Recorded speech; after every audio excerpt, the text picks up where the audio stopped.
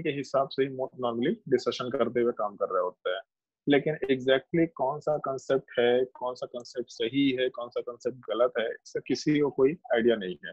तो कोई भी ऐसा बोल दे कि यही कंसेप्ट एकदम सही है, नहीं भाई ऐसा नहीं है। जब तक हम लोगों ने इलेक्ट्रॉन नहीं देखा तब तक हम लोग कंफर्म नहीं बोल सकते कि यही कंसेप्ट सही है। एक स्पेकुलेशन है, शायद ऐसा होता होगा, एक थ्योरी है कि शायद ऐसा होता होगा। अगर ऐसा होता है तो उसके ऊपर बेस्ड जो भी हम लोग को प्रॉपर्टीज मिल रहे हैं, जो भी एक्सपेरिमेंटल फैक्ट्स मिल रहे हैं, उन एक्सपेरिमेंटल फैक्ट्स को हम लोग आराम से जस्टिफाई कर पा रहे हैं। यहाँ चलो ठीक है भाई, इस थ्योरी के हिसाब से ये फैक्ट जस्टिफाई हो रहा है, ये भी फैक्ट जस्टिफाई हो रहा है, ये भी फैक्ट जस्टिफाई हो रहा है।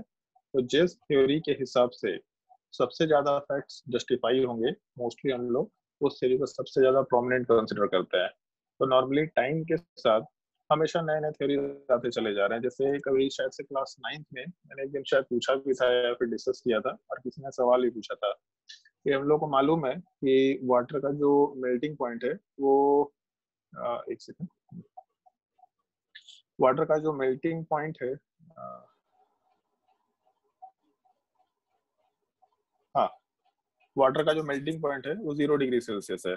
मतलब जब हम लोग सॉलिड और लिक्विड की बात करते हैं, मतलब आइस वाले पार्ट को वाटर में कन्वर्ट करो या वाटर वाले पार्ट को आइस में कन्वर्ट करो, तो 0 डिग्री सेल्सियस पे नॉर्मली होना चाहिए। ऐसा बोल सकते हैं कि हम लोग 0 डिग्री सेल्सियस पे आइस आराम से बना सकते हैं, बट इसका मतलब ये नहीं कि 0 डिग्री सेल्सियस पे ही आइस बना सकते हैं। हो सकता है 5 डिग्री सेल्सियस आइस बना सकते हैं, हो सकता है 10 डिग्री सेल्सियस आइस बना सकते हैं। रिसेंटली एक एक्सपेरिमेंट हुआ भी था जिसमें 100 डिग्री सेल्सियस पे भी आइस का फॉर्मेशन हुआ है। MIT के रिसर्च लैब में 100 डिग्री सेल्सियस आइस का फॉर्मेशन हुआ था। ये इन्फॉर्मेशन मैंने शायद किसी बैच में शेयर किया था, जहां तक उनको ध्यान है, 100 डिग्री सेल्सियस आइस का फॉर्मेशन कर दिया गया। तो अभी तक हम लोग को मालूम है, बचपन से सब लोग सुनते आ रहे हैं कि वाटर का जो बॉइलिंग पॉइंट होता है वो 100 डिग्री सेल्सियस होता है। मतलब वाटर बॉइल करता है वहां पे तो सारा का सारा लिक्विड वेपर में कन्वर्ट होता है।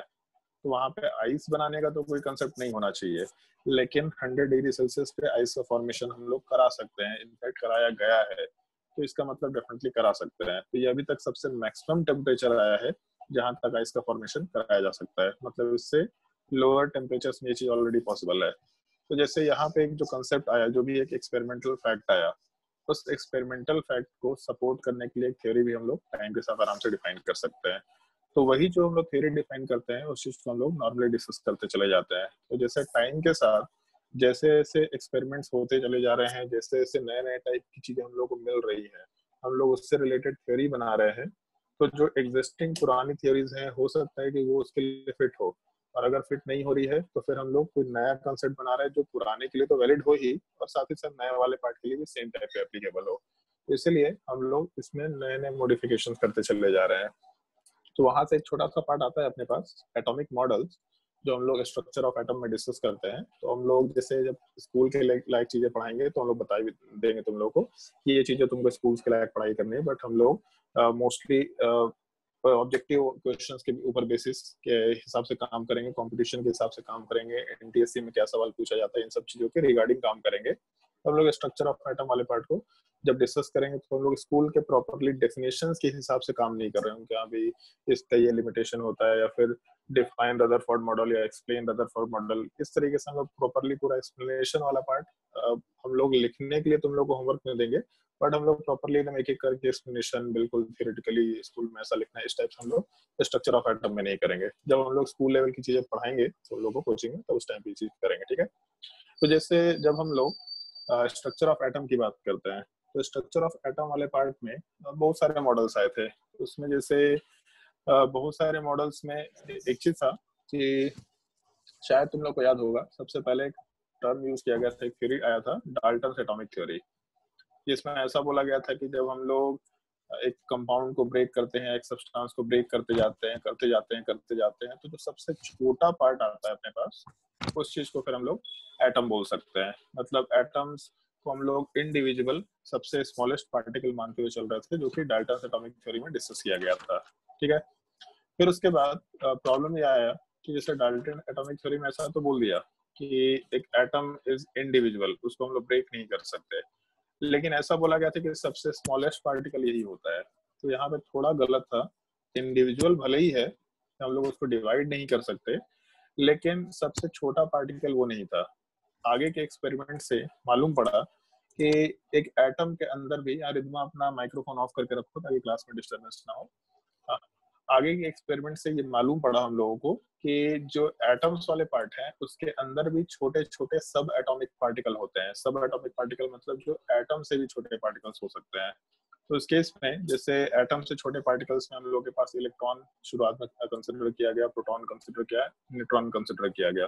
तो कंसिडर भी ऐसे ही नहीं किया गया, कंसिडरेशन के पीछे भी कुछ एक्सपेरिमेंटल फैक्ट्स है। उन एक्सपेरिमेंटल जो चीज दिख नहीं रहा तो उसके बारे में हम लोग क्या कमेंट नहीं कर सकते। तो जो दिख नहीं रहा, डेफिनेटली किसी एक्सपेरिमेंट के टाइम पे वो चीज ऑब्जर्व किया गया, इस तरह का कुछ हो रहा है तो शायद ऐसा होता होगा। तो वहां से एक पार्टिकल का डेफिनेशन डाला गया, फिर पार्टिकल को आइडेंटिफाई किया गया कि हमें प्रोटॉन एग्जिस्ट करता है, न्यूट्रॉन एग्जिस्ट करता है, इलेक्ट्रॉन एग्जिस्ट करता है। इस टाइप के 3 पार्टिकल्स एग्जिस्ट करते हैं जो कि एक एटम में होने चाहिए। तो जब ये मालूम पड़ना शुरू हुआ कि एक एटम के अंदर इस तरह के पार्टिकल्स होंगे, इलेक्ट्रॉन है और पता नहीं क्या क्या है, तो उसके बाद फिर धीरे धीरे ये थ्योरीज आना शुरू हुए कि चलो भाई अगर एक एटम के अंदर इलेक्ट्रॉन्स एग्जिस्ट करता है तो इलेक्ट्रॉन्स कैसे एग्जिस्ट करता है, कहाँ रहता है, कैसे हम लोग डिफाइन कर पाएंगे। तो इन सब चीजों को डिफाइन करने के लिए कुछ कुछ मॉडल्स आए थे, जिसमें जैसे एक मॉडल था थॉमसन मॉडल, जो हमको जहाँ तक ध्यान है उसको शायद प्लम पडिंग मॉडल बोलते हैं या वाटरमेलन टाइप के मॉडल बोलते हैं, जो जहाँ तक ध्यान है। उसमें ऐसा कंसिडर किया गया था थॉमसन मॉडल वाले पार्ट में कि एक एटम स्फेरिकल शेप का होगा और उसमें जो चार्जेस होंगे negative, negative charge randomly distributed होंगे। तो इसको वाटरमेलन मॉडल इसलिए भी कंसिडर किया जाता है क्योंकि जैसे वाटरमेलन होते हैं, जो जो सीड्स होते हैं, जो बीज होते हैं, तो कहीं भी डिस्ट्रीब्यूटेड होता है। तो एग्जैक्टली सेम टाइप से जो नेगेटिव चार्जेस है उसको सीड्स कंसिडर किया गया और कहीं भी वो है डिस्पर्स्ड है। इस चीज को हम लोग वाटरमेलन मॉडल आराम से कंसिडर करते हुए काम करते हैं। तो इस चीज को प्लम पुडिंग मॉडल भी बोलते हैं क्योंकि उसका भी स्ट्रक्चर जो हम लोग जो ये होता है ना, जो पुडिंग खाते हैं उसमें भी रैंडमली चीजें डिस्ट्रीब्यूटेड हो रखी होती है। तो वहां से इस चीज का नाम कंसिडर किया गया था शायद से, जहां तक हमको मालूम है। तो ये सबसे पहला मॉडल आया था जो हम लोग कंसिडर करते थे। मतलब एक्चुअल में बहुत घटिया मॉडल था, किसी काम का नहीं था, लेकिन क्योंकि सबसे पहला मॉडल था तो इसलिए इसको एक्सेप्ट किया गया कि चलो ठीक है भाई, पहला मॉडल है, एटलीस्ट कुछ तो आया, पहले से कुछ नहीं था तो उसकी जगह पर कुछ तो है। तो इसीलिए फिर जैसे हम लोग ब्रदरफोर्ड, ये क्या बोलते हैं, जो थॉमसन मॉडल था, थॉमसन मॉडल वाले पार्ट को तो हम लोग आराम से रिजेक्ट कर गए क्योंकि इसके आगे बहुत सारे मॉडल्स आए जो इसके कंसिडरेशन को हटाते चले गए। लेकिन क्योंकि सबसे पहला सिग्निफिकेंट मॉडल था तो इसलिए हम लोग इसका बस डिस्कशन करते हैं कि क्या होता है।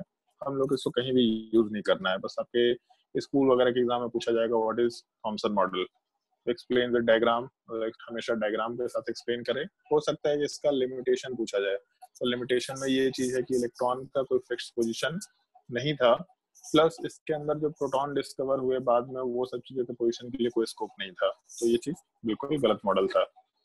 फिर उसके बाद जो दूसरा मॉडल आया था जो थोड़ा सक्सेसफुल है, और इसलिए भी हम लोग रदरफोर्ड मॉडल, और इसलिए भी हम लोग इस मॉडल को पढ़ते हैं क्योंकि इस मॉडल में एक चीज था जो इससे पहले के किसी मॉडल में डिफाइन नहीं किया गया था, वो था प्रोटॉन का डिस्कवरी।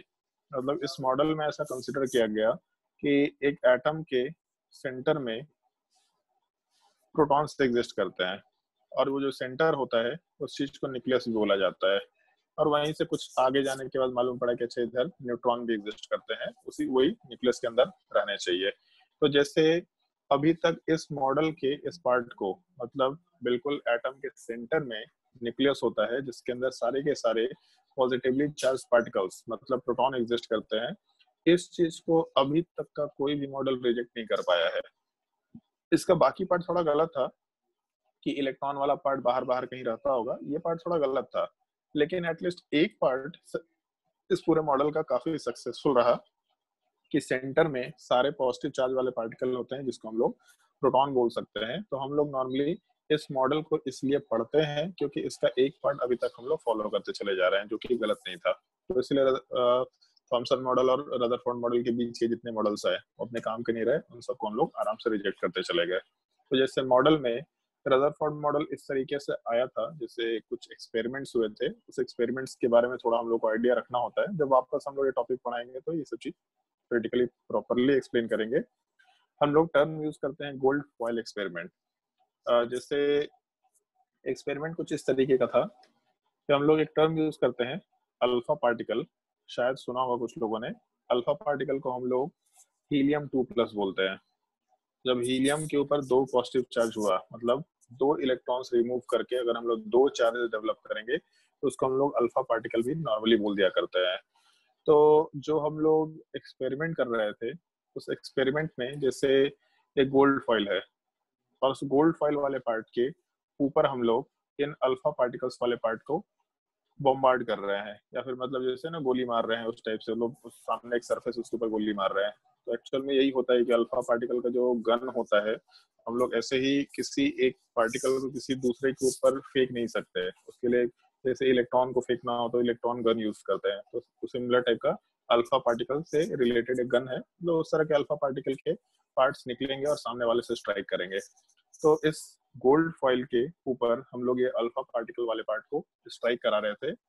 तो उसके बेसिस पे कुछ ऑब्जर्वेशंस आए थे, जिसके हिसाब से कंक्लूजन निकाला गया था कि अगर मान लो कि ऐसा एक्सपेरिमेंट में हुआ कि पार्टिकल वाले पार्ट यहाँ गए और सामने निकल गए, तब जैसा गया था वैसे निकल गया, ठीक है भाई, कब तब तो कोई दिक्कत नहीं है। फिर दूसरा पार्टिकल भी गया, वो भी सामने निकल गया, फिर भी कोई दिक्कत नहीं है। तीसरा पार्टिकल गया, ये भी सामने निकल गया, तब भी कोई दिक्कत नहीं है। अगर सारे पार्टिकल सामने निकल जाते हैं तब तो इसका मतलब ठीक है भाई, कुछ होता नहीं है इधर, बस सारे पार्टिकल सामने निकल गए। अल्फा पार्टिकल पॉजिटिवली चार्ज है तो निगेटिव चार्ज को रोक भी नहीं पा रहा, चलो ठीक है, सब सामने चलता चला जा रहा है, मतलब कोई दिक्कत नहीं है। लेकिन हुआ क्या कि जो अल्फा पार्टिकल्स बॉम्बार्ड किए गए थे उसमें से काफी कम अल्फा पार्टिकल्स, मतलब काफी कम, जो नॉर्मल डायरेक्शन था उससे थोड़ा डिफ्लेक्ट कर गए। कुछ पार्टिकल्स वाले पार्ट ज्यादा डिफ्लेक्ट कर गए, कुछ पार्टिकल्स ऊपर के डायरेक्शन के जगह पे नीचे के डायरेक्शन में डिफ्लेक्ट कर गए। इस तरह की पॉसिबिलिटी निकल के आई। और इसके अलावा कुछ पार्टिकल्स ऐसे भी थे जो एक्चुअल में डिफ्लेक्ट नहीं किए, वो सीधा का सीधा, दूसरा कलर यूज कर लेते हैं, हाँ, कुछ पार्टिकल्स ऐसे भी थे जो डिफ्लेक्ट नहीं किए, वो जिस डायरेक्शन में गए थे उसके बिल्कुल अपोजिट डायरेक्शन में वापस लौट गए। तो जैसे किसी को नहीं मालूम था उस टाइम तक गोल्ड फॉइल में क्या होता है, बट अगर मान लो कि हम लोग के कुछ पार्टिकल्स से ही बाहर निकलते चले जा रहे हैं और कुछ पार्टिकल वापस लौट के आ गए, कुछ पार्टिकल्स इधर उधर चले गए, वापस लौट करके मतलब सीधा गए और आगे ही गए, लेकिन थोड़ा डिफ्लेक्ट होकर के चले गए, मतलब जिस पाथ पे जा रहे थे उस पाथ को फॉलो ना करके थोड़ा चेंज हो गए। तो जैसे इस तरह की चीजें हम लोग करते हैं ना, मान लो कि क्रिकेट खेलते हैं, जैसे हम स्मृति क्रिकेट खेल रही है, तो उसमें होता है ना कि सामने जब कोई बॉलर बॉलिंग करता है तो कुछ शॉट हम लोग बिल्कुल स्ट्रेट लगाते हैं। तो स्ट्रेट मतलब जिस डायरेक्शन से बॉल आया एग्जैक्टली उसी डायरेक्शन में अपोजिट में हम लोग बॉल को मारते हैं, हिट करते हैं। तो जब हम लोग के बैट का सरफेस एकदम बिल्कुल फ्लैट होता है बॉल के लिए, तब जिस डायरेक्शन से बॉल आया एग्जैक्टली परपेंडिकुलर डायरेक्शन में अगर हम लोग हिट करते हैं तो उस केस में बॉल सीधा अपोजिट डायरेक्शन में चला जाता है। लेकिन कभी कभी हम लोग जब बैटिंग करते हैं तो हम लोग एंगल दे देते हैं, मतलब जो बॉल का डायरेक्शन हुआ उसी डायरेक्शन में हम लोग बैट को थोड़ा सा टिल्ट कर देते हैं, थोड़ा टेढ़ा कर देते हैं, तो उस बॉल को एक नया डायरेक्शन मिल जाता है। तो अगर हम लोग जैसे मान लो ऐसे बैट का स्ट्रक्चर हम नीचे मेंशन कर रहे हैं, अगर मान लो कि हम लोग के पास बैट है ऐसा और सामने से हम लोग बॉल फेंके, तो अगर बिल्कुल फ्लैट सरफेस ऐसा सामने रहा तो बॉल इसे टकराएगा और वापस लौट जाएगा। लेकिन अगर हम लोग इसी बॉल के सामने बैट को डाले, लेकिन हम लोग बैट को थोड़ा टेढ़ा कर दिए, तो जब बॉल इस सरफेस से टकराएगा तो इस बार वापस नहीं लौटेगा, ये आगे ही जाएगा लेकिन थोड़े डिफ्लेक्टेड डायरेक्शन में जाएगा। अगर मान लो हम लोग और कुछ करते हैं, इस बैट को और ज्यादा हम लोग टिल्ट कर देते हैं, तो अगर और ज्यादा टिल्ट करेंगे तो जो बॉल है वो और ज्यादा डिफ्लेक्टेड डायरेक्शन में जाएगा। तो नॉर्मली होता क्या है कि जिस सब्सटेंस से ये बॉल कोलाइड करने वाला है उस सब्सटेंस के साथ इस बॉल का जो भी कांटेक्ट सरफेस होगा, मतलब जहां पे ये टच किया, वो टचिंग पॉइंट क्या एंगल बना रहा है, किस एंगल पे एग्जिस्ट कर रहा है, उसके हिसाब से हम लोग का जो भी आगे का मोशन है वो डिफाइन होगा। अगर हम लोग बिल्कुल ऐसे परपेंडिकुलर रखे थे इस चीज को, तो बॉल जैसे टकराया बिल्कुल परपेंडिकुलर डायरेक्शन में, तो वैसा कंसिडर कर सकते हैं कि बॉल के रिस्पेक्ट में एक हम लोग लाइन यहाँ कंसिडर कर रहे हैं। इस चीज को हम लोग नॉर्मली शायद टेंजेंट बोलते हैं, कुछ लोगों ने सुना होगा। अगर इस टेंजेंट के सरफेस पे ही हम लोग बैट को रखते हैं तो इसका मतलब बॉल सीधा वापस हो जाएगा। लेकिन अगर हम लोग इस टेंजेंट के सरफेस पे बैट को नहीं रखते, इस टेंजेंट से किसी एंगल पे रखते हैं, तो उस केस में जो भी अपना सरफेस है वो थोड़ा दूसरे डायरेक्शन में मूव कर रहा होगा। इस टाइप से हम लोग कंसंट्रेशन ले सकते हैं। तो ऑलमोस्ट इसी टाइप के कोलिजन वाले पार्ट को कंसिडरेशन में लिया गया था। ऐसे लिया गया था, उस चीज को एक्सप्लेन करते हैं। इसे ऐसा कंसिडर किया गया कि जो भी अल्फा पार्टिकल्स सामने चले गए, मतलब उनका कहीं कोई कोलिजन नहीं हुआ, सामने चले गए, तो इसका मतलब कोलिजन होने का ऑब्वियस सी बात नहीं है। बॉल अगर मान लो किसी ने बॉलर ने बॉल किया और हम लोगों ने बैट टच नहीं किया, तो सामने चला जाएगा बॉल, जिस डायरेक्शन में जा रहा था एग्जैक्टली वहीं जाएगा, कोई डिफ्लेक्शन नहीं आएगा। तो अगर जो पार्टिकल सामने चले गए, जो ऊपर हम लोगों ने रेड कलर से मार्क किया है, तो जो पार्टिकल सामने चले गए मतलब उनका कहीं कोई इंट्रैक्शन नहीं हुआ। जो पार्टिकल डिफ्लेक्ट हो गए उनका किसी अननोन पार्टिकल के साथ डिफ्लेक्शन हुआ है या कोलिजन हुआ है, तो उनका डिफ्लेक्शन आया वहां से। और जो पार्टिकल रिटर्न हो गए, जो ग्रीन वाले पार्टिकल्स थे, इन ग्रीन पार्टिकल्स में भी डेफिनेटली कुछ ना कुछ कोलिजन हुआ है किसी अननोन पार्टिकल से। तो अननोन पार्टिकल के बारे में यहाँ से कंक्लूजन निकाला गया कि चलो भाई, डिफ्लेक्शन अगर हुआ है और वो भी अल्फा पार्टिकल मतलब पॉजिटिव चार्ज दे रखा, ऊपर दे मेंशन किया मैंने, अल्फा पार्टिकल मतलब हीलियम-2+। अगर अल्फा पार्टिकल है तो पॉजिटिव चार्ज है, और अगर इस पॉजिटिव चार्ज का डिफ्लेक्शन हो रहा है तो एक शायद बचपन में कभी सुना होगा तुम लोगों ने, like charges repel each other. मतलब दो पॉजिटिव चार्ज है तो उसमें रिपल्शन होगा, दो नेगेटिव चार्ज है तो उसमें अट्रैक्शन होगा। तो अगर एक पॉजिटिव चार्ज होता है, एक नेगेटिव चार्ज होता है, तो उधर अट्रैक्शन होता है, उधर इस तरह का डिफ्लेक्शन नहीं आता। आता भी तो एटलीस्ट सब्सटेंस वापस तो नहीं लौटता। तो ये तो पॉसिबल नहीं है। और अगर अट्रैक्शन होता, तो अट्रैक्शन होने का मतलब ऐसा भी हो सकता है, जैसे मान लो कि एक्सपेरिमेंट हम बस मेंशन कर रहे हैं, हो सकता है कि इससे कुछ समझ में आए। मान लो एक मेटेलिक बॉल है जिसको हम लोगों ने ऐसा आगे भेज दिया कि चलो ठीक है भाई, मेटेलिक बॉल ऐसा रोल कर रहे हैं हम लोग, ठीक है। जैसे ही मान लो कि यहाँ पे हम लोग एक मैग्नेट रख देते हैं, तो जब बॉल आगे जाएगा, आराम से बस रोल कर दिया, मतलब टेबल पे मान लो एक मेटेलिक बॉल है, उसको रोल कर दिया, और आगे कहीं पे एक मैग्नेट रखा हुआ है। तो अगर यहाँ पे मैग्नेट है, मेटेलिक बॉल वाले पार्ट में मान लेते कि आयरन है, तो इन दोनों के बीच में अट्रैक्शन होगा। तो जैसे ही बॉल इसके अट्रैक्शन के फोर्स में आएगा, मतलब जो मैग्नेट है उसके मैग्नेटिक फील्ड में आएगा, तो ये बॉल वाला पार्ट अट्रैक्शन की वजह से थोड़ा नीचे जाना शुरू कर देगा। हो सकता है कि इससे टकरा जाए, हो सकता है कि बहुत हाई वेलोसिटी हो तो टकराए नहीं, लेकिन कुछ ना कुछ तो अट्रैक्शन होने की वजह से उसका जो डायरेक्शन है वो चेंज हो जाएगा। तो अगर जैसे इसका भी कंक्लूजन में ये पार्ट था कि अल्फा पार्टिकल पॉजिटिव चार्ज है, अगर इसका अट्रैक्शन होता, तो अट्रैक्शन होने का मतलब डिफ्लेक्शन जो है वो एक डायरेक्शन में आता है। लेकिन जितने भी डिफ्लेक्शंस हुए हैं, वो डिफ्लेक्शंस एक सर्टेन पॉइंट से अवे के डायरेक्शन में जा रहे हैं। इधर ऊपर जा रहा है, या फिर और ऊपर जा रहा है, या नीचे जा रहा है, नीचे जा रहा है, वापस आ रहा है। इसका मतलब अट्रैक्शन फोर्स तो नहीं है, ऐसा कंक्लूजन दिया गया। और अगर अट्रैक्शन फोर्स नहीं है ऐसा कंक्लूजन दिया गया, तो फिर चलो भाई, रिपल्शन फोर्स है। तो अगर रिपल्शन फोर्स है तो कैसे हो सकता है भाई रिपल्शन फोर्स, इस चीज के बारे में भी कमेंट किया जा सकता है। तो वहां से ऐसा बोला गया कि रिपल्शन फोर्स तो है, बट रिपल्शन फोर्स कब होता है, तो लाइक चार्जेस के बीच में होता है। अगर लाइक चार्जेस के बीच में है, अगर हीलियम वाला पार्ट मालूम है हम लोग को पॉजिटिव चार्ज है, इसका मतलब सामने कोई जो अननोन पार्टिकल है जो हम लोग देख नहीं सकते, वो पार्टिकल वाला पार्ट, मान लेते कि कोई भी पार्टिकल ए था, वो भी पॉजिटिव चार्ज होगा।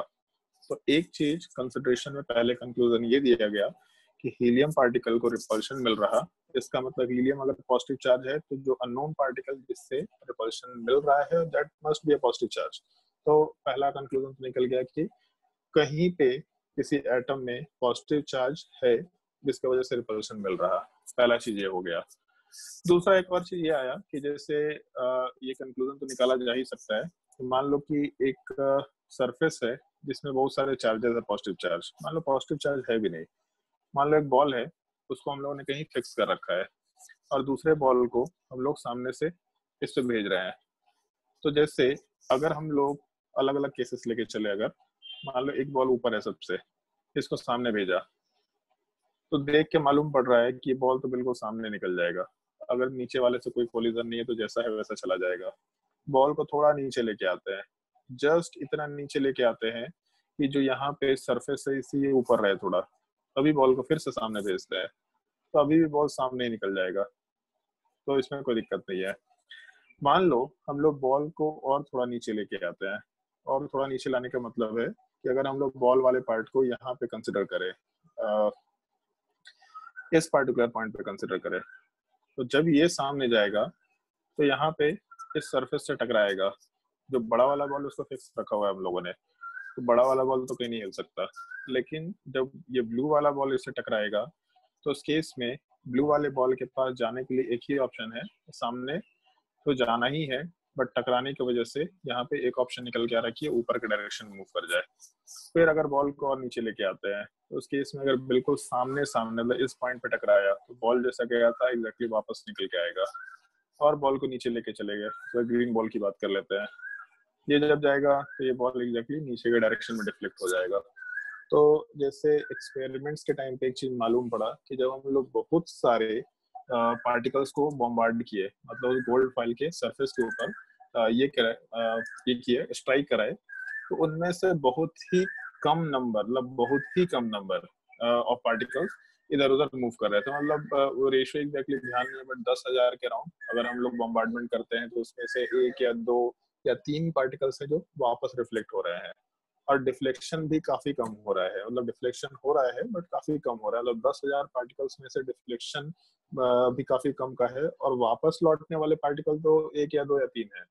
तो उसके वजह से ऐसा कंक्लूजन दिया गया कि भाई कुछ तो है एटम में, क्या है एग्जैक्टली नहीं मालूम, लेकिन जो कुछ भी है वो पॉजिटिवली चार्ज है, पहला चीज। और जो कुछ भी पॉजिटिवली चार्ज है वो काफी छोटे से स्पेस में एग्जिस्ट कर रहा है, क्योंकि जो भी पार्टिकल्स को हम लोग बॉम्बार्ड कर रहे हैं वो सारा का सारा पार्टिकल सीधा निकल जा रहा है, केवल उन पार्टिकल्स का बहुत ही छोटा सा फ्रैक्शन हम लोगों के पास वापस आ रहा है। मतलब सोचे 10,000 में एक पार्टिकल अगर वापस आ रहा है तो 10,000 रुपए है और 1 रुपए, तो 10,000 रुपए में 1 रुपए वापस भी आ जाएगा तो हम लोग के लिए वैल्यू नहीं है। ऑलमोस्ट वही चीज है, 10,000 पार्टिकल्स में केवल एक ही पार्टिकल अगर वापस आ रहा है, मतलब बहुत ही छोटा पार्टिकल वापस आ रहा है, तो बहुत ही छोटे नंबर ऑफ पार्टिकल्स वापस आ रहे थे, तो वहां से कंक्लूजन निकला कि बहुत ही कम स्पेस में कुछ पार्टिकल्स एग्जिस्ट कर रहे हैं जो पॉजिटिवली चार्ज होने चाहिए। तो इन सब चीजों के बेसिस पे, इन सब एक्सपेरिमेंट्स के बेसिस पे ऐसा कंक्लूजन कंसिडर किया गया कि एक एटम तो रहता है, इस एटम के अंदर बीच में कुछ ऐसा स्पेस है जिसके अंदर प्रोटॉन एग्जिस्ट करता है, और इस स्पेस वाले पार्ट को हम लोग न्यूक्लियस बोलते हैं। मतलब ये जो न्यूक्लियस टर्म है ये पहले और वहां पर शायद से मेंशन किया गया था, जो हमको ध्यान है। ये रदरफोर्ड मॉडल में बोला गया था कि सारे के सारे प्रोटॉन एग्जिस्ट करते हैं एक सर्टेन स्पेस में, मतलब एक एटम के अंदर एक छोटे सी जगह पे सारे के सारे प्रोटॉन एग्जिस्ट करते हैं, जिस चीज को हम लोग न्यूक्लियस बोल सकते हैं। ये जो न्यूक्लियस टर्म है हम लोग अभी तक यूज कर रहे हैं, तो इसीलिए भी हमेशा इस मॉडल को हम लोग को डिस्कस करना ही होता है कि हाँ भाई एक एटम है, उसके अंदर न्यूक्लियस है, उस न्यूक्लियस के अंदर सारे प्रोटॉन्स एग्जिस्ट करते हैं। वैसे इस मॉडल में गलती ये था कि इलेक्ट्रॉन के बारे में ऐसा बोल दिया कि इलेक्ट्रॉन बाहर एग्जिस्ट करते हैं, ऐसा रैंडमली एग्जिस्ट करता है। तो इलेक्ट्रॉन बाहर रैंडमली एग्जिस्ट नहीं कर पाएगा, क्योंकि जैसे मान लो कि हम लोग अपने फिजिक्स के एक नॉर्मल लैंग्वेज की अगर बात करें, तो जो लाइक चार्जेस है उनमें रिपल्शन तो होता है, बट जो अनलाइक चार्जेस है उनमें अट्रैक्शन होता है। तो अट्रैक्शन होने का मतलब ये है कि अगर अंदर प्लस चार्ज है और बाहर माइनस चार्ज है, तो प्लस चार्ज और माइनस चार्ज में अट्रैक्शन होगा ही होगा।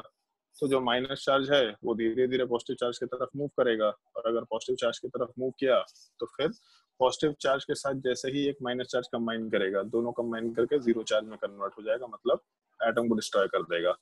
तो इस पूरे मॉडल का ये जो इलेक्ट्रॉन का पार्ट है ये गलत था, लेकिन न्यूक्लियस का पार्ट बहुत ही सही था और प्रोटॉन का पार्ट भी बहुत सही था, इसलिए इस मॉडल को हम लोग कंसिडर करते हैं। फिर इसी में कुछ और एक्सपेरिमेंट्स हुए थे, उन एक्सपेरिमेंट्स के बेसिस पे ऐसा कंसिडर कर लिया गया, ये क्या है अभी,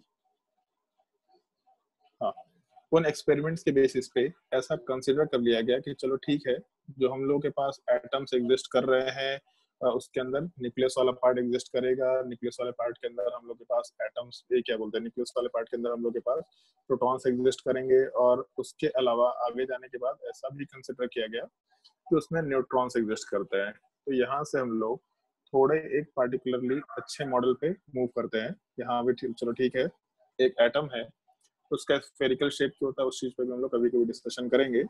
उस एटम के अंदर बिल्कुल सेंटर में हम लोगों के पास न्यूक्लियस है, उस न्यूक्लियस के अंदर प्रोटॉन एग्जिस्ट करेगा, और प्रोटॉन तो एग्जिस्ट करता है, आगे के एक्सपेरिमेंट्स में मालूम किया गया कि हाँ भाई न्यूक्लियस के अंदर न्यूट्रॉन भी एग्जिस्ट करता है। अपने पास दो चीजें फिक्स हो गई कि एटम के न्यूक्लियस के अंदर प्रोटॉन और न्यूट्रॉन एग्जिस्ट करता है। बाकी अभी के लिए हम लोग ऐसा मान के चल सकते हैं, जैसे आगे हम लोग का एक और मॉडल आएगा Bohr's model, but Bohr's model अपने काम का नहीं है। अभी के लिए हम लोग मान के चलते हैं कि इलेक्ट्रॉन बाहर रहता है। कहाँ रहता है, क्या रहता है, हमको कोई मतलब नहीं है, बस इलेक्ट्रॉन बाहर रहते हैं, ऐसा हम लोग बोलते हुए चल रहे हैं। तो अभी हम लोग का चैप्टर नंबर 3 शुरू हो जाएगा। तो जैसे चैप्टर नंबर 4 का ये बेसिक इंट्रोडक्शन हम लोग केवल इसलिए यूज कर रहे थे ताकि चैप्टर नंबर 3 में हम लोग आराम से मूव कर पाए। हम पहले तुम लोग को चैप्टर नंबर 3 ही पढ़ाएंगे, उसके बाद 4 नंबर, और फिर उसके बाद चैप्टर नंबर 1 और 2 वाला पार्ट को डिस्कस करेंगे आराम से, क्योंकि लॉकडाउन एक्सटेंड होने वाला, तुम लोग भी फुर्सत में, तुम लोग भी फुर्सत में, तो आराम से पढ़ाई कर सकते हैं। ठीक है, तो जैसे अगर हम लोग बेसिक मॉडल, हाँ भाई सानिध्य बोलो, कोई डाउट है आपको? बोलो सानिध्य। भाई हाथ क्यों खड़ा कर रखा है जब कुछ नहीं बोलना है तो? चलो, जैसे बेसिक मॉडल हम लोग केवल इतना कंसिडर करते हुए चलेंगे कि हम लोग का एक एटम होगा। कोई डाउट है? चलो, हम लोग का एक एटम होगा, उस एटम वाले पार्ट के बिल्कुल सेंटर में न्यूक्लियस होगा। उस न्यूक्लियस के अंदर सारे के सारे प्रोटॉन्स और न्यूट्रॉन्स एग्जिस्ट करेंगे, और उसके बाहर हम लोग के पास इलेक्ट्रॉन्स एग्जिस्ट कर रहे होंगे। तो जैसे हम लोग इस एटॉमिक मॉडल के पार्ट को आगे एटॉमिक नंबर डिफाइन करने के लिए, मास नंबर डिफाइन करने के लिए, सब चीजों के डेफिनेशन के लिए बोलना शुरू करेंगे। तो यहाँ से हम लोग का पार्ट शुरू होता है कि एटॉमिक नंबर क्या होता है, मास नंबर क्या होता है, और उसके अलावा आइसोटोप्स क्या होते हैं। इन सब चीजों को एक एक करके हम लोग डिस्कस करना शुरू करते हैं। जैसे एक और चीज हम लोग बोल देते हैं नॉर्मली, इस पूरे टर्म को, जैसे हम लोग का जो न्यूक्लियस है, उस न्यूक्लियस के अंदर प्रोटॉन भी है और उस न्यूक्लियस के अंदर न्यूट्रॉन्स भी है। ये जो प्रोटॉन प्लस न्यूट्रॉन है, इन दोनों को हम लोग कंबाइंड फॉर्म में न्यूक्लियॉन्स बोलते हैं। मतलब जो न्यूक्लियस के अंदर है वो न्यूक्लियॉन्स कहला जाएंगे। इस टर्म का ध्यान रखना, प्रोटॉन और न्यूट्रॉन्स को कंबाइनली हम लोग न्यूक्लियॉन्स आराम से बोलते हुए काम कर सकते हैं। तो हम लोग एक एटम के सेंटर में न्यूक्लियस होगा, बहुत ही छोटे से स्पेस में। वो जो छोटा सा स्पेस है वो भी अप्रोक्सीमेटली कितना होता है, उस चीज को भी हम लोग चैप्टर नंबर 4 में डील करेंगे वापस से, कि एक एटम का साइज अगर इतना है तो न्यूक्लियस का साइज कितना होना चाहिए। और ये रेशियो नॉर्मली एनटीएससी के वगैरह के एग्जाम में पूछा भी जाता है, इसलिए तुम लोग को इन चीजों का थोड़ा ध्यान रखना होगा। तो जैसे यहाँ पे सवाल में, सॉरी सवाल नहीं, थ्योरी में ऐसा मेंशन करेंगे हम लोग कि एटम के न्यूक्लियस के अंदर प्रोटॉन और न्यूट्रॉन है, जिसको कंबाइनली हम लोग न्यूक्लियॉन्स बोल सकते हैं, और एटम के बाहर इलेक्ट्रॉन्स कहीं भी एग्जिस्ट कर रहे होंगे। फिर यहाँ से हम लोगों का थर्ड टॉपिक का पार्ट शुरू होता है, जिसको हम लोग को यूज करना होता है। सबसे पहला पार्ट कि एटॉमिक नंबर क्या होता है। तो किसी भी एटम से रिलेटेड हम लोग ये छोटा सा एक टर्म यूज करते हैं, एटॉमिक नंबर, जिस चीज को हम लोग जेड से रिप्रेजेंट करते हैं। तो जैसे इतने सारे जो हम लोगों ने चीजें पढ़ी, इसमें तुमको केवल ये मॉडल नोट करना है। तो अपने कॉपी में छोटा सा हेडिंग डाल देना एटॉमिक मॉडल, और एटॉमिक मॉडल में ये पूरा डायग्राम मेंशन कर लेना जो ऊपर हम लोगों ने डिस्कस किया है। नोट कर लो सब लोग अपनी कॉपी में।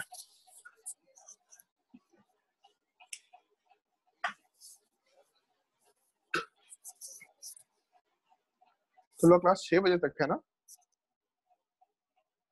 Yes sir. अच्छा, तो 5:48 हो गया, बहुत तेजी से टाइम निकल रहा है।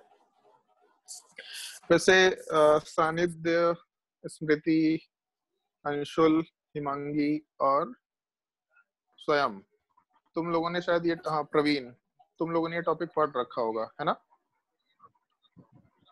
Yes sir. यस सर ठीक है, बढ़िया है, तुम लोग का रिवीजन चल रहा है। लेकिन बाकी लोगों को भी पढ़ाना है, इसलिए तुम लोग आराम से सुनो, और कोई भी ज्यादा तेज बनने की कोशिश नहीं करेगा, अगर तुमको पहले से भी मालूम है तो भी। ठीक है, बाकी लोग आराम से पढ़ेंगे। हाँ, तुम्हारी बेइज्जती हम करेंगे सवाल पूछ पूछ के, क्योंकि पहले से पढ़ रखा है तो सारी चीजें मालूम होनी चाहिए। अगर जवाब नहीं मिलेगा तो बेइज्जती जरूर करेंगे, लेकिन आंसर नहीं देना तुमको।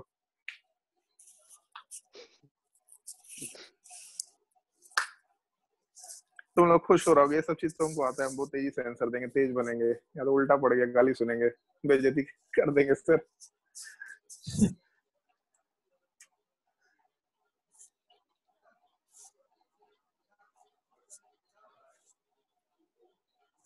एटॉमिक मॉडल के बाद जैसे जो पूरा पूरा पूरा का पूरा डायग्राम था, न्यूक्लियस, प्रोटॉन, न्यूट्रॉन, न्यूक्लियॉन, उसके नीचे टर्म मेंशन करना एटॉमिक नंबर। बहुत ही सिंपल सा डेफिनेशन है, क्या होता है उस चीज को डिस्कस करते हैं। जैसे जो यहाँ पर अपना डिस्कशन हुआ कि एक एटम के अंदर प्रोटॉन होते हैं, न्यूट्रॉन होते हैं, तो उस केस में जो टोटल प्रोटॉन्स होते हैं उनको जब हम लोग काउंट करते हैं तो उसको हम लोग एटॉमिक नंबर बोलते हैं। जैसे एक चीज सुना होगा सब लोगों ने कि मान लो अगर कोई एटम है ए, तो अगर इस एटम से हम लोग को ए प्लस बनाना है तो हम लोग यहाँ से एक इलेक्ट्रॉन रिमूव करते हैं। तो जब कटायन बनाना होता है तो हम लोग एक इलेक्ट्रॉन रिमूव करते हैं। तो जब सिमिलर टाइप से हम लोग को एक अनायन बनाना है ए माइनस, तो हम लोग एक इलेक्ट्रॉन ऐड भी कर सकते हैं।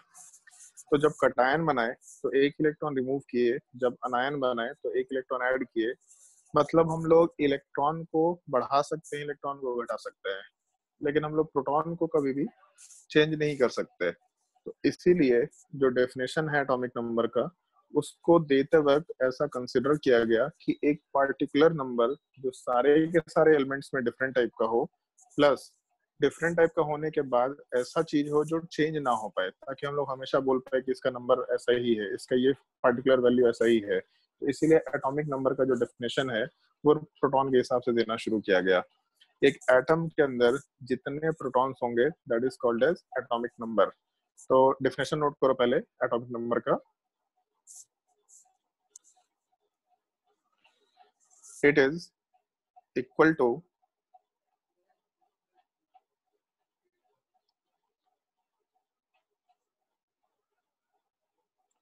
The total number of protons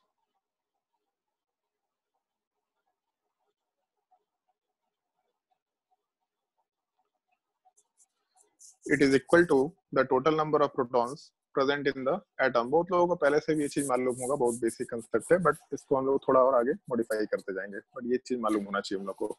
it is equal to the total number of protons present in a atom. In the atom या इन एन एटम बोल दो, इन एटम बोल दो, देख लेना।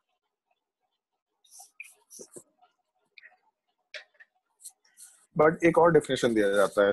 जैसे एक चीज सुना होगा शायद से तुम लोगों ने, ये प्रोटॉन वाले जो पार्ट होते हैं, ये सब इसका मतलब होता है पॉजिटिव चार्ज, और जो इलेक्ट्रॉन्स होते हैं, इलेक्ट्रॉन्स का मतलब होता है negative charge.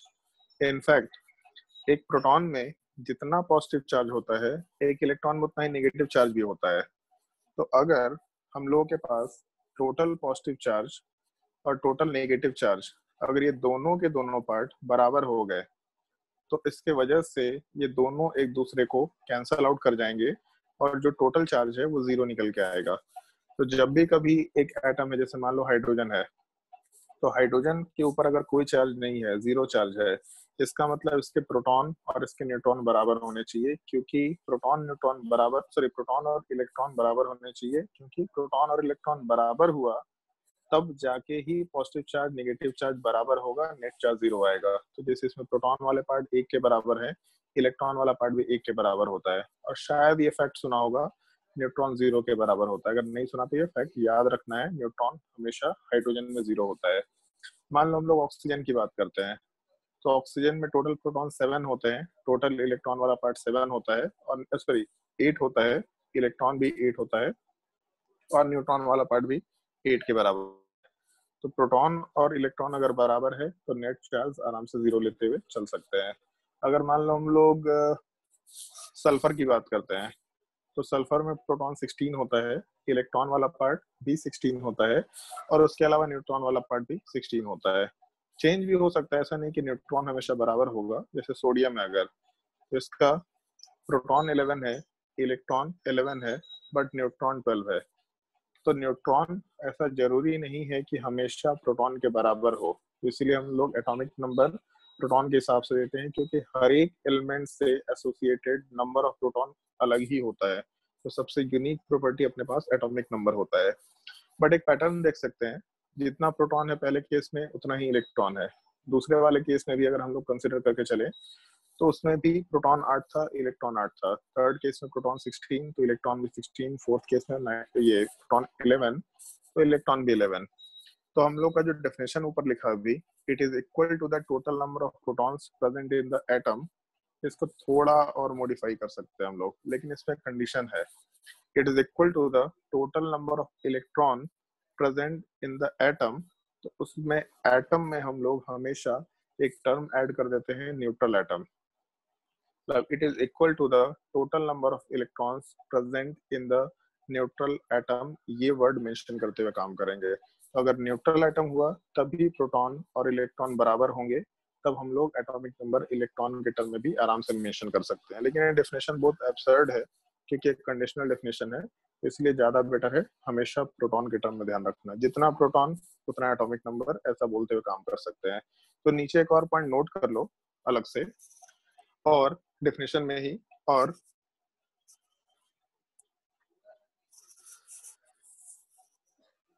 it is equal to the total number of electron, it is equal to the total number of electron present in a neutral atom,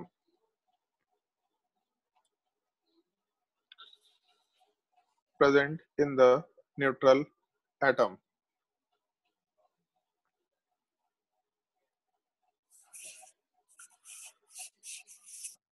और तुम लोगों के लिए एक छोटा सा होमवर्क होगा, क्योंकि ये पार्ट तुम लोग को याद रखना ही रखना होता है, तब जाकर के फिर हम लोग मास नंबर वाले पार्ट पे आएंगे। नेक्स्ट क्लास में तुम लोगों को हाइड्रोजन से लेके पहला एलिमेंट कैल्शियम तक 20th एलिमेंट, मतलब हाइड्रोजन से लेके कैल्शियम तक का टोटल प्रोटॉन, मतलब बेसिकली एटॉमिक नंबर। प्रवीण अपना बैकग्राउंड ऑफ करो। Total proton, total electron, total neutron, ये सारे के सारे वैल्यूज हाइड्रोजन से लेके कैल्शियम तक के लिख के रखने हैं। जिनको याद है बहुत अच्छी बात है, याद रखना भी चाहिए, क्योंकि ये जो 1 से लेके 20 तक के एलिमेंट है, इसका वैल्यू हम लोग क्लास 11-12 में भी यूज आता है, इसलिए इसको याद करके रखो। अभी शुरुआत में हम लोग इस चीज को पहली बार पढ़ रहे हैं, तो इसलिए इस चीज को 1 बार 2 बार 3 बार लिखना, पूरा हाइड्रोजन, हीलियम, लिथियम, बेरिलियम एक लाइन से लिखना, और उसके बाद उनके प्रोटॉन्स, उनके इलेक्ट्रॉन्स, उनके न्यूट्रॉन्स, इन तीनों के तीनों वैल्यूज को भी थोड़ा ध्यान रखना, क्योंकि कहीं कहीं पे वैल्यू सेम है। जैसे ऑक्सीजन में सेम है, सल्फर में सेम है, नाइट्रोजन में सेम है, कार्बन में सेम है प्रोटॉन और न्यूट्रॉन, लेकिन कहीं कहीं पे अलग है। जैसे फ्लोरीन में अलग है, सोडियम में अलग है, बोरोन में अलग है। तो जहां जहां पे वेरिएशंस है, उन वेरिएशंस को स्पेशली याद रखना, बाकी जगह को छोड़ सकते हैं कि बाकी जगह एटॉमिक नंबर याद है तो न्यूट्रॉन आराम से निकाला जा सकता है। ये चीज अगर याद होगा तो नेक्स्ट क्लास में हम लोग आराम से मास नंबर वाले पार्ट पे जा पाएंगे। फिर किसी एटम के अंदर कितने न्यूट्रॉन है, या फिर इतने एटम्स लेंगे तो कितने इलेक्ट्रॉन, प्रोटॉन, न्यूट्रॉन, इस टाइप से अगर होगा, उस चीज को हम लोग डिस्कस कर पाएंगे अपने आप। एक डाउट पूछा है सानिध्य ने, सर प्रोटॉन और इलेक्ट्रॉन, अभी डाउट पूछना होगा तो अपना माइक्रोफोन अनम्यूट करके डायरेक्टली पूछ सकते हैं, ठीक है? चैट पे मत लिखना ताकि पढ़ने में मुश्किल हो लोगों को, ठीक है? डाउट ये पूछा है इसने, सर प्रोटॉन और इलेक्ट्रॉन जो है एक दूसरे से कोलाइड क्यों नहीं करता? हाँ, इस चीज को हम लोग थोड़ा बहुत बोर्स मॉडल में एक्सप्लेन करेंगे। जब हम लोग फोर्थ टॉपिक में वापस से जाएंगे तो वहां पे टर्म आएगा बोर्स मॉडल।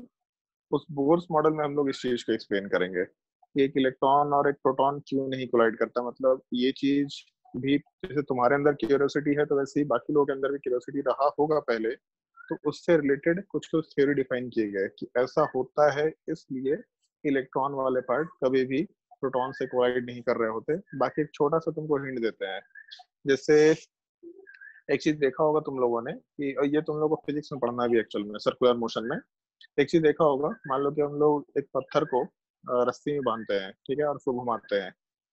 तो जब उस पत्थर को रस्सी में बांध के घुमा रहे होते हैं, तो वो पत्थर हमेशा बाहर जाने की टेंडेंसी में होता है। मतलब हाथ में एक रस्सी है और उसमें पत्थर बांध दिया, उसको घुमाए जा रहे हैं। जैसे ही उस रस्सी को छोड़ेंगे, वो रस्सी, वो पूरा का पूरा पत्थर बाहर चला जाएगा। मतलब बाहर इन द सेंस की वो हम लोग के जिस सर्कल में घूम रहा था उस सर्कल से निकल के बाहर चला जाएगा। तो वहां पे हम लोग एक टर्म यूज करते हैं, सेंट्रीपिटल फोर्स। ये तुम्हारे फिजिक्स का टर्म है, मोशन में पढ़ना भी होता है। तो वो जो पत्थर है उसको सेंट्रीपिटल फोर्स उस रस्सी के द्वारा मिलता है, और उसकी वजह से, जैसे ऐसा कंसिडर कर सकते हैं, मतलब सर्कुलर मोशन है, यहाँ पत्थर है, तो सेंटर से जो रस्सी बंधा हुआ है, तो सेंटर के डायरेक्शन में एक फोर्स वर्क कर रहा होता है जिसको हम लोग सेंट्रीपिटल फोर्स बोलते हैं, ठीक है? वो सेंट्रीपिटल फोर्स उस पत्थर को बाउंड करके रखे हुए रहता है। तो सिमिलर टाइप से इलेक्ट्रॉन भी रोटेशन कर रहा होता है, ऐसा माना जा रहा है। अगर रोटेशन करेगा तो उसमें बाहर जाने की टेंडेंसी होती है।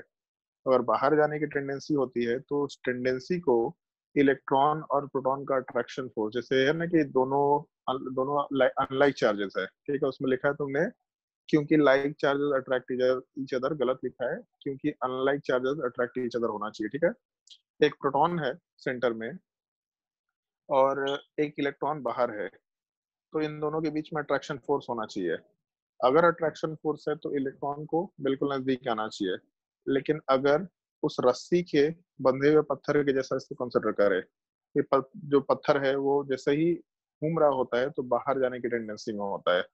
तो सिमिलर टाइप से अगर ये इलेक्ट्रॉन रिवॉल्व करेगा तो ये इलेक्ट्रॉन भी कहीं पे भी रहेगा तो हमेशा बाहर जाने की टेंडेंसी, मतलब यहाँ रहा तो इधर जाएगा, नीचे रहा तो इलेक्ट्रॉन वाला पार्ट नीचे जाएगा, अगर लेफ्ट साइड में रहा तो इधर जाएगा। तो ये जो बाहर जाने की जो टेंडेंसी है उस टेंडेंसी को अट्रैक्शन फोर्स रोक के रखा होता है। या ऐसा ही बोल सकते हैं कि जो अट्रैक्शन फोर्स है उसको वो सर्कुलर मोशन का जो सेंट्रिपिटल फोर्स वाला पार्ट है, या एक और टर्म हम लोग यूज करते हैं एक्चुअल में जो सेंट्रिपिटल फोर्स के जस्ट अपोजिट होता है, सेंट्रीफ्यूगल फोर्स। ऐसा कुछ होता नहीं है लेकिन बोल दिया जाता है। जैसे जो फोर्स अंदर के तरफ रखे हुए है अगर वही बाहर के डायरेक्शन में होता तो उसको हम लोग सेंट्रीफ्यूगल फोर्स कंसिडर करते हैं अभी के लिए। ये तुमको मोशन में पढ़ाया जाएगा। तो सर्कुलर मोशन से एसोसिएटेड जो सेंट्रीफ्यूगल फोर्स है वो सेंट्रीफ्यूगल फोर्स उस अट्रैक्शन फोर्स को कंपेंसेट करता है, उसके बराबर का वैल्यू रखता है, तो इसलिए पार्टिकल्स क्लोज नहीं आ पाते हैं। समझ आया सनिध? हाँ सर।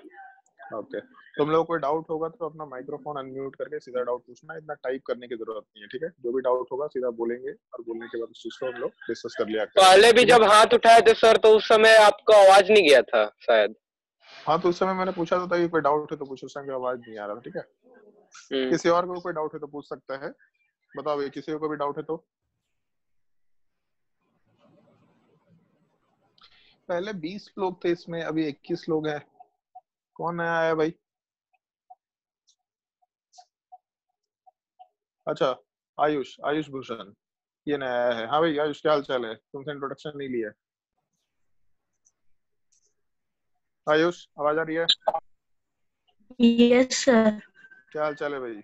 लॉकडाउन में मजा आ रहा है?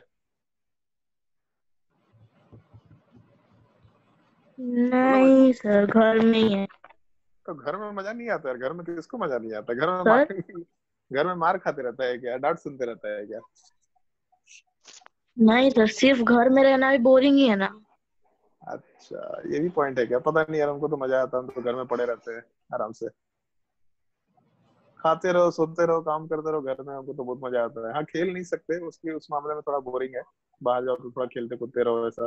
चलो ठीक है, कोई नहीं, पढ़ाई लिखाई करो आराम से, और क्या कर सकते हैं। यस। आगे किसी को कोई डाउट है अगर इस लेक्चर में तो पूछ सकता है। बताओ भाई, किसी को कोई भी डाउट है?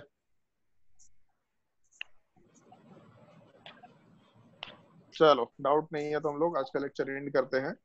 नेक्स्ट वीक हो सकता है तुम लोग का शेड्यूल थोड़ा एक्सटेंड हो, मतलब जो क्लास का ड्यूरेशन है वो 1 घंटे की जगह पे 2 घंटे का हो।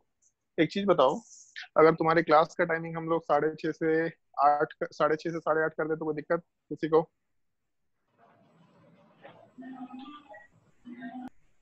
जिसको दिक्कत हो तो केवल वो बोलना। उससे थोड़ा पहले सर, दिक्कत नहीं है लेकिन 7 बजे से पहले कर सकते हैं सर। वो डिबेट शो होता है ना, न्यूज डिबेट शो? कौन सा debate show? Yes sir, Arnab नहीं गोस्वामी। बताएंगे। हाँ, अर्नब गोस्वामी मेरा फेवरेट अर्नब जर्नलिस्ट है गोस्वामी। Sir, please. अच्छा, उसी से सीखे तुम इतना बोलना?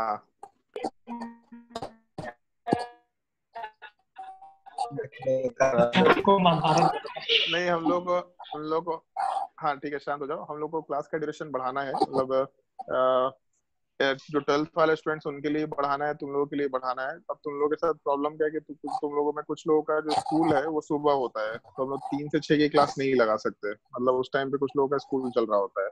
तो इसके वजह से हम लोगों को 12th वालों का क्लास 3 बजे से 6 बजे तक लगाना पड़ रहा है। तो तुम लोगों का क्लास हो सकता है 6:30 से इधर 8 बजे तक का हो, या 6:30 से 8:30 बजे तक का हो, ठीक है। उसमें 2 सब्जेक्ट होगा, एक मैथ्स तो चलेगा, मैथ्स के अलावा कोई भी दूसरा सब्जेक्ट आराम से होगा, ठीक है। बट वीक में 3 ही दिन क्लास है, 3 दिन अगर डिबेट तो नहीं भी देखेंगे तो क्या दिक्कत है? सर हम रिपीट टेलीकास्ट देख लेंगे, ठीक है। और क्या, इससे अच्छा और क्या हो सकता है? मजा ही आ जाएगा, रिपीट टेलीकास्ट देखा करो। बकवास ही यस तो सर। सुनना है डिबेट में, और क्या सुनना होता है? नहीं सर, बहुत अच्छे से बोलता है अर्नब हाँ गोस्वामी। तो क्या क्या बोलता है वो इसीलिए सुना ही नहीं देता, डिबेट थोड़े ना करने देता, बोलते रहता, भाषण देता हो। दूसरे डिबेट का मतलब सब लोग बोल रहे हैं, वही बोलते रहता है। कैसे कि डिबेट होता है? क्या चिल्लाने चिल्ला चिल्ला के डिबेट नहीं होता है भाई, बहुत गलत तरीका है डिबेट करने का। सर वो अपने में खुश रहता है। और क्या। चलो ठीक है, क्लास का शीट तुमको मिल जाएगा। अच्छा हाँ, एक छोटा सा इन्फॉर्मेशन ये है कि अगर हो सके तो अपने फोन में टेलीग्राम डाउनलोड कर लो। जिन लोगों ने कर रखा है अच्छी बात है, बट जिन लोगों ने नहीं किया वो डाउनलोड कर लो, क्योंकि हम लोग आईपैड के थ्रू क्लासेस ले रहे हैं, तो इसमें व्हाट्सएप इंस्टॉल नहीं हो सकता। तो हम लोग के लिए टेलीग्राम के थ्रू कम्युनिकेट करना काफी आसान होता है। इनफैक्ट टेलीग्राम जो है वो पढ़ाई लिखाई को लेके काफी एक अच्छा और सिंपल चैनल बनाया गया है वहाँ पे, मतलब अच्छा ऐप बनाया गया है, जिसमें जितने भी कोचिंग्स वगैरह हैं, जितने भी आईएएस वाईएएस की जो कोचिंग्स है, वो लोग अपना चैनल वगैरह सब वहीं बना रखे हैं। जैसे हम लोगों ने भी एक ऑफिशियल चैनल बनाया है, हम लोग के सारे अनाउंसमेंट, सारा टाइम टेबल, सारा एग्जाम का नोटिस वहाँ पे हम लोग पोस्ट करते जाएंगे। वहाँ से कोई भी कभी भी डाउनलोड कर सकते हो उन चीजों को। तो इसीलिए टेलीग्राम डाउनलोड कर लो, ताकि हम लोग के लिए कम्युनिकेशन आसान हो जाए। तो हम लोग इस चीज को आराम से कर पाएंगे। अभी हम लोग को अपने आईपैड से रूम का लिंक क्रिएट करने के बाद उसको किसी दूसरे को टेलीग्राम पे भेजना होता है, फिर टेलीग्राम से किसी दूसरे टेलीग्राम पे भेज के वहां से व्हाट्सएप पे कन्वर्ट करना होता है, फिर व्हाट्सएप पे भी हम लोग ये लिंक भेजते हैं। इतना लंबा प्रोसेस फालतू का नहीं करना चाहते हम लोग, इसीलिए तुम लोग टेलीग्राम डाउनलोड कर लो। ज्यादा सिक्योर ऐप है, वहाँ ग्रुप क्रिएट करना हम लोग के लिए काफी आसान है। इसलिए हम लोग टेलीग्राम पे धीरे धीरे मूव करेंगे, क्योंकि लॉकडाउन एक्सटेंड हो रहा है, तो ये काम हम लोग करना ही पड़ेगा। तो इसलिए अपने फोन में टेलीग्राम डाउनलोड कर लें, जिस भी फोन में तुम लोग क्लासेस करनी है, ठीक है। थोड़ा ध्यान रखिए इस चीज का। बाकी हम लोग नेक्स्ट क्लास में कंटिन्यू करते हैं। चलो भैया, आज के लिए इतना ही है। Bye. Bye bye sir. Bye sir. Bye sir.